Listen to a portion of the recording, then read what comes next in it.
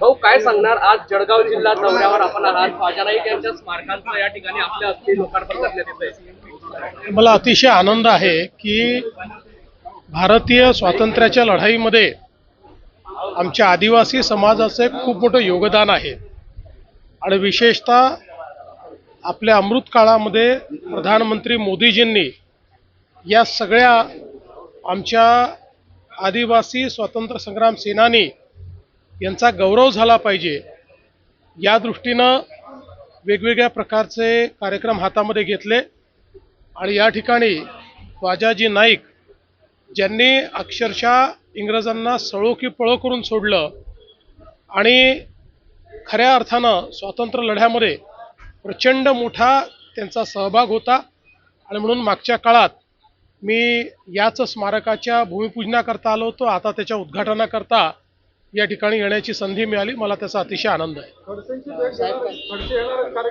मला माहिती नाही.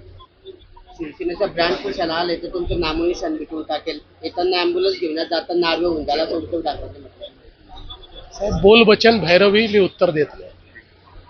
उद्धव ठाकरेंचं एक वक्तव्य आलंय, पुन्हा एकदा जे जनतेच्या मनामध्ये आहे तेच होईल, मात्र मालकाचे लोक मराठी माणसं एकत्र येण्याचा प्रयत्न करत नाही. पुन्हा सांगतो, बोल बच्चन याला मी उत्तर देत नाही. हे बोल बच्चन आहेत, याला उत्तर मी देत नाही. देशाला व राज्याला घरफोड्या गृहमंत्र्यांची गरज नाही असं उद्धव ठाकरे म्हणतायत.